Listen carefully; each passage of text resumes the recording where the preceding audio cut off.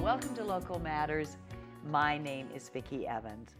Toastmasters International was founded in 1924 and has taught thousands of men and women the skills to be leaders and speakers. Well, we're going to learn more as we welcome Lou Mirabeau. Lou, thank you so much for being here. Thanks. And Lou is a competent Toastmaster. That's a rank or a rating. Correct. And he is with the Conquistadors, Sunrisers, and Leaders First Toastmaster clubs. And then we also welcome John Velez, who is also a competent Toastmaster, and he is with the Roadrunners and Leaders First Toastmasters Club. So again, thank you very, very much for being here. And Lou, what is Toastmasters? Toastmasters is a non-profit organization. It's a worldwide organization, and it's dedicated to helping people become more effective leaders, to be more confident in front of an audience. So it focuses on communication and leadership skills. It's an organization, as you said, which started in 1924. It has 11,700 clubs in 92 countries. And here in the Tucson area, there are 24 clubs right here in this city. So we are very fortunate to be part of a great organization dedicated to these magnificent goals. Why is, I think people might have the, they've heard, I bet almost everyone's heard of Toastmasters because of its long-standing, its viability. But why is the art of speaking considered such a great tool, John, to have in order to be an effective leader? It's a good question. It's an important tool because it bestows upon the public speaker so much power. Think about all our leaders. You cannot become a leader of a corporation or a country unless you have the power to communicate. And Toastmasters is primarily known for public speaking. But often forgotten is the element of leadership. And believe it or not, there's a great deal of crossover between the two. They work hand in glove. They work very, very well together. They really Right. do. And I'm just thinking, one of the attributes of our new president that pundits are, and that those in the know are talking about is his ability to speak. Right. And it's as though we'd forgotten what it's like, that it's been dusted off. Absolutely. And we're thrilled. Yes, indeed. And Vicki, organizations throughout the world right now are looking for leaders who can step in and help people, direct them, help them achieve their goals. And for example, if an organization is trying to change their behavior, which is a focus of what Obama is doing, that's the leadership part that you can learn some of it from Toastmasters, how to step into these roles. Are there other reasons then? You've talked about, leadership really, and the learning how to speak is basically a part of learning how to develop leadership skills. Any other reasons why people would like to join Toastmasters, you think? Oh, there's a number of reasons. It's in this market where the economy is failing, you have so many people now retooling their skills, upgrading their skills, becoming more marketable out there because it's become much more competitive out there. So people join Toastmasters just for that, just to upgrade their skills. It's really amazing. And who is it open to? Who can join? Anyone can join. So they have two types of clubs. Some clubs are open to the public. Anyone can walk into any meeting and you'll get to see standard agenda. Some clubs are sponsored by companies and they are closed. They're usually for employees that they are trying to groom for leadership positions. So if you want to join, we can talk a little bit about what process you'd go through to actually find a club men that and matches women, you. right? Men and women. For example, if you were interested in joining Toastmasters, you would probably Google Toastmasters and find a club near you. If you get on the main website, they would give you enter your zip code, and from your zip code, you can find a club which meets in your location at a specific time. You can say on Tuesday mornings, for example, and they'll give you a list of clubs you can join. Are they all morning? Are we talking breakfast? No, they meet 7 days a week, every hour of the day almost. We belong to clubs that meet 6:15 in the morning, 6:30 in the morning. There are those that meet during you're the out of lunch your hours. mind, right? There are those that meet in the evening, on weekends. There's an awful lot to choose from. Whatever's convenient for you. What is the youngest age? 18. 18. 18. That's the only requirement. And in my home club, we have people from their 20s all the way up to the age of 87. Right. Well, take us through, maybe we start with Lou and, and add here. Take us through a Toastmaster meeting. What's it like? A typical meeting would have a standard agenda. So there are three major parts to a Toastmasters meeting. One of them is prepared speeches. So when you first join, you get a communication manual, which has 10 projects on it, and it's recommended that you follow these projects. And when you move further, you can have more advanced manuals. So what's a project? A project, for example, the first one would be an icebreaker where you introduce yourself to the rest of the members. The second project would be organize your speech, teaching you how to have a good introduction, a good body, and a conclusion, how to wrap it up. There are projects on mentoring, on motivating people, on research. So tons of different projects. So if you walked into a meeting, you'd see the prepared speeches and then the evaluation portion, which is how you actually learn, because there is no instructor. As you do your speech, people actually come back and tell you how you perform, how you can improve. We can talk more about how the evaluation. And finally, there is the impromptu speaking, which is extemporaneous, very short, 1 to 2 minutes, where you're given the opportunity to talk about any topic. And is it a kind of a lecture and hall situation, or is it more of a friendly atmosphere? Very friendly, I would think, but very, very structured, as Lou mentioned. The entire meeting is organized, and everyone, almost everyone in the room has a role, and that role changes every week so that people learn different skills in putting together these meetings. This is where you have the overlap of public speaking, learning public speaking, and leadership. It begins at the club level and can go on later on too. So give me for an example. So if you're rotating positions, one week I might be the what, and the next week I might be the what. For example, the first week you might have a prepared speech. So somebody else would be an evaluator of your speech.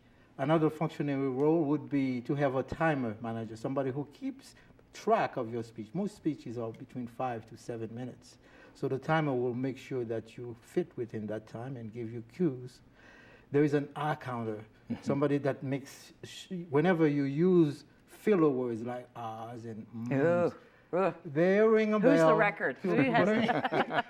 To bring that to your attention and help you improve your communication skills in that manner. And another functional role is the grammarian, or the word of the day. That person would bring in a new word, which we are encouraged to use during the meeting, and also comment on your grammar, whether it's good usage or poor usage of the language. Right. Or it ain't so hot, right? Oh, really? Really? And Lou spoke to some of the smaller roles, and those are terrific for everyone involved, but especially new members. They're encouraged to fill those smaller roles. But as time goes on, just within a few months, they're able to move into the larger roles and begin to actually run the meetings. It's quite amazing. Right, right. Yeah.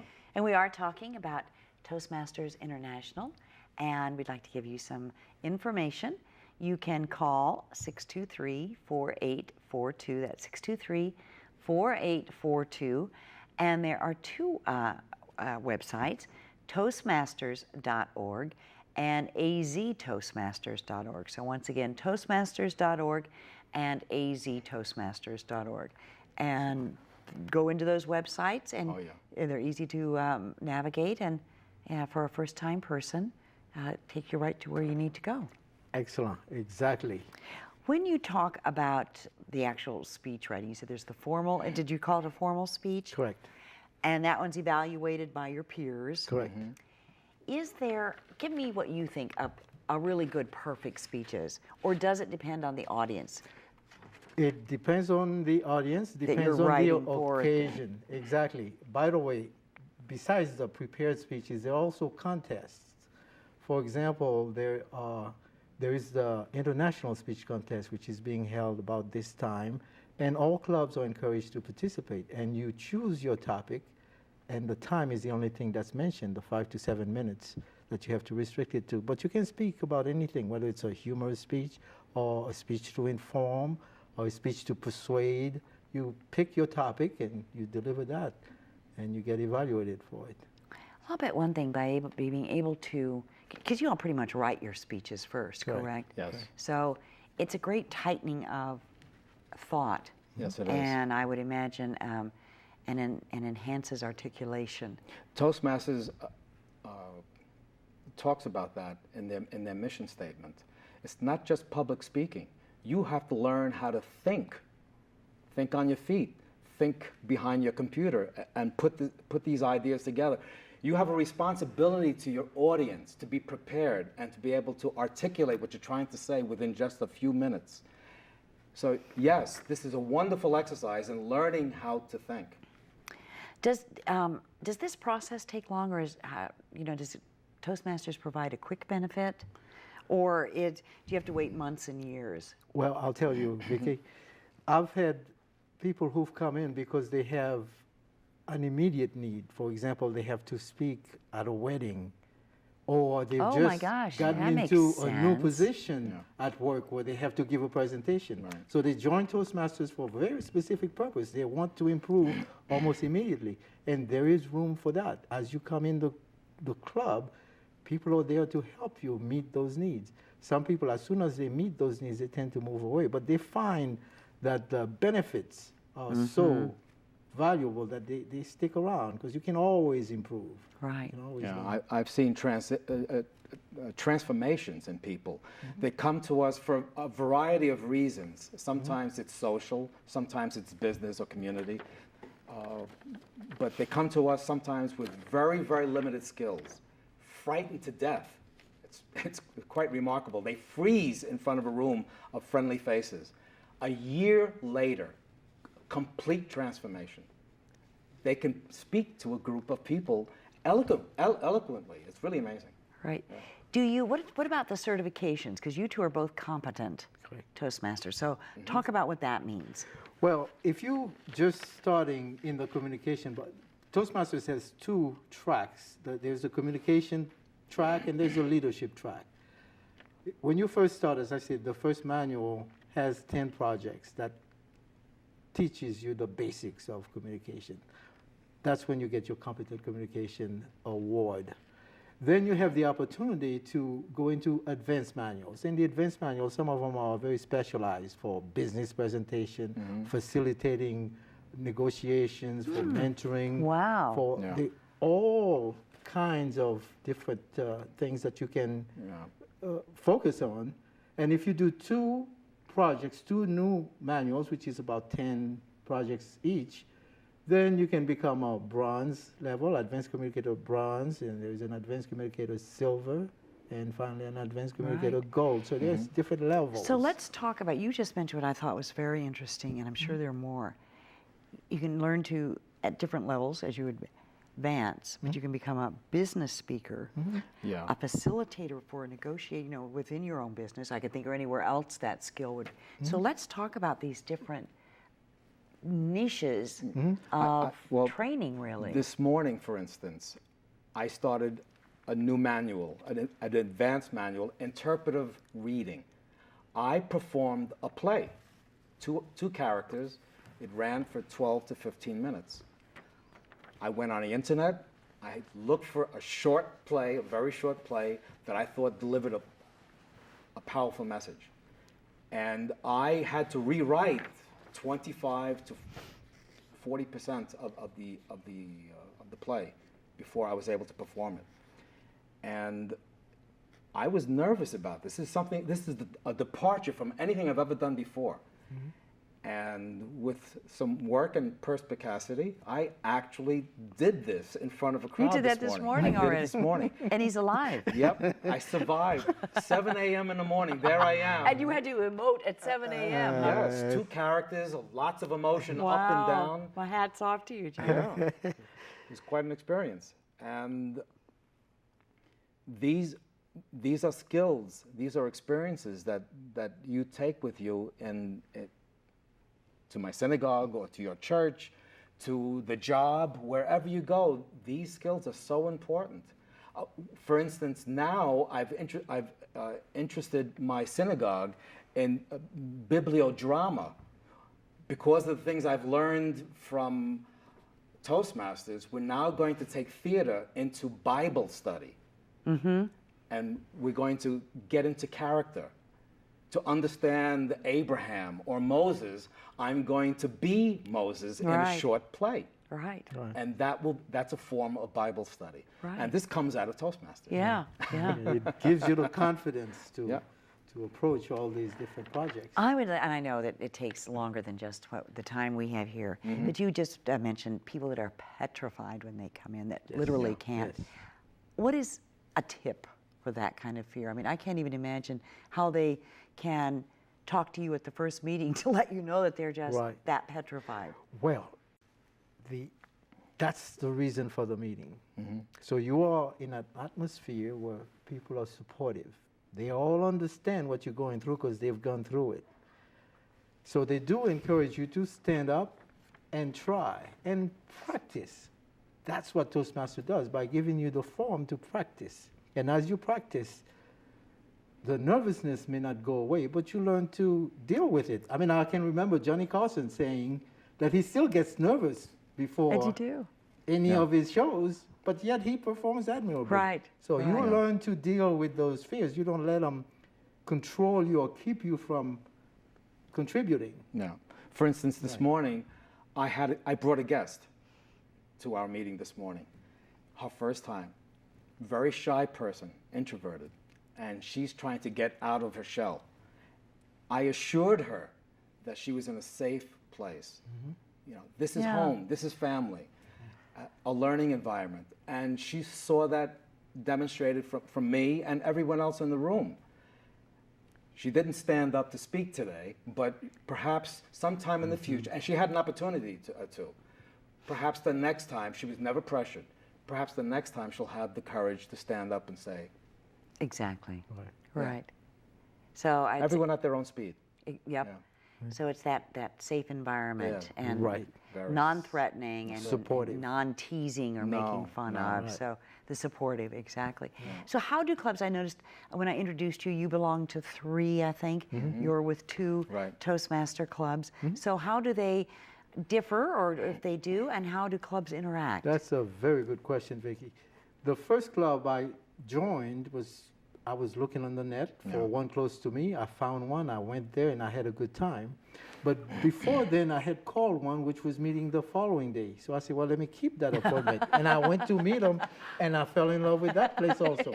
So the group dynamics is what's important. Right. So when you looking for a club to fit your needs, you find the right time, find the right location, then you look for the environment. Make sure that the people that you do mesh with them. Right. And if everything lines up, then join. See, John, Lou doesn't know, but he put a little burden on himself, because if he's attending 2 clubs, he needs to be twice as fast, right?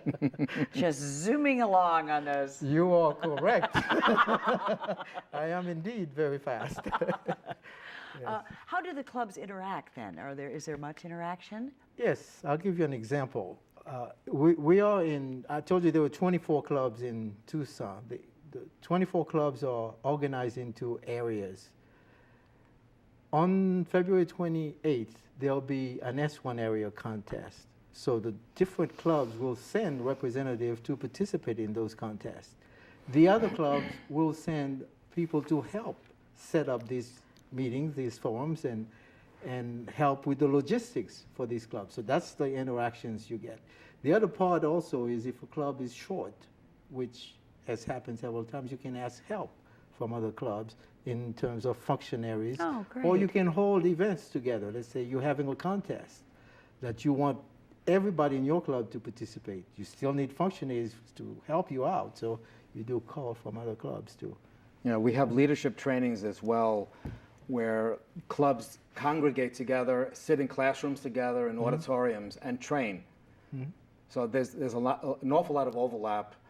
I have a home club, Roadrunners Toastmasters. That's my main club. That's my first club. But I wanted a little bit more. I wanted to raise the bar, so to speak. And I decided to join Leaders First, or help form Leaders First, because it addresses the needs of advanced public speakers. Right, Yeah. right. That's very, very, very interesting. How would you compare, or could you, or would you even, what is available with Toastmasters, its style, its technique, its longevity, really, since 1924, with more fast-paced seminars, perhaps more expensive tools? Because you see a lot of those learn to speak in 5 minutes, and Right. Yeah, you know where they all and then where you they all can tell come your from. CEO to go out the door and you're in his seat, Well, I'll tell you why one would choose to join Toastmasters. Number one is the cost. It's very inexpensive. For about $10 a month, Okay. you can join and perform there. The other part is the supportive environment. As I said, no instructor. You do get the feedback from your peers. That's how you improve. So, did you have anything to add, John? Yeah, with corporate sponsored clubs, for instance, there's no cost involved. There are clubs that have absolutely no dues required. On the high end, for some of the clubs, they go as high as, Yeah, could be just a couple higher. of dollars. So this But- would be a good time to go ahead and show the contact information again to people who would like to learn more, find a club near you, or as Lou did, just find two, Toastmasters International, phone number is 623-4842, and it's a website, toastmasters.org, and there is a second website, aztoastmasters.org. Talk again about Toastmasters as a leadership organization, because I think I'm understanding, which to me makes sense, but it could be wrong. Learning speaking skills and how to organize your thoughts really prepares you then for the leadership advancement kind of training that you all are talking about. Am I correct? Yeah. Correct. It's a requirement. If you're going to lead people, you have to know how to communicate with them. You have to know how to work with them. Knowing how to erect a building is not enough. You have to be able to communicate with the people you're going to work with. And Toastmasters gives you those skills. Very, very important. One thing I'd like to add on the leadership part, I did. things like listening skills that we think are very easy to do. Once you start studying it a little bit closer, you find out that how to listen properly. You focus on the speaker. You make sure you understand the questions. You repeat the questions. So there's a lot of very Tips, detailed, well, really, yeah. right, critical thinking, and how to organize and delegate and implement, plan. All these skills, leadership skills, are involved. The meetings are structured so that almost everyone in the room has an opportunity to speak during that one meeting. But we spend most of our time listening, and that's so important. And listening with a critical Isn't ear. that amazing? Listening is always an important Yes. tool, and Absolutely. many of us forget that. How many times you've heard from your mate that you never listened? Speak for yourself. Well, again, our new president talks about one of the biggest things he's going to do is listen, Yes, indeed. It and the is a value skill. of that you're learning as a leadership tool. It is a skill. Very important. What do you think is the most, John, we'll start with you. When you first joined, what's the most pleasant surprise you've gotten out of Toastmasters International? Community. I love community, and I didn't think I was going to find it at Toastmasters. Toastmasters has become extended family for me. I think of friends and family, my congregation, that kind of thing as extended family. But there's a social element to Toastmasters. We're not supposed to talk about it. But I've had Toastmasters, my group of Roadrunners, to my home twice for large receptions. Wow. And it's wonderful. It's wonderful. I think it helps retention. Right, right. And creating that warm, welcoming environment when people walk through the door. It's just one big family. Right. And you, Lou? Well, maybe perhaps is the most pleasant surprise. Well, that I was able to compete in a contest. Last year they held a humorous speech contest, and I did participate. And my speech actually went from area to the division and all the way to the district. Wow. So I was a contest winner. What was your topic? We only have about a minute left. My topic was the mouse and I, and it's a The mouse and I. and it's an incident of a mouse in the house where I had to come in and exterminate the mouse. Oh, no. It was quite hilarious. Well, already, I wouldn't have even heard the whole speech, and, you know, I'm laughing. It was the first time I heard Lou speak, as a matter of fact. Oh, was it when he... Yeah, when he gave the presentation to our group. Right. And it was funny. Was it? Yes, it was. Well, again, we thank both of you. We are talking to Lou Mirabeau and John Velez, Toastmasters International. Thank you both so much for making this organization come alive for us. So thank you both. Thank you for having us. Thank you.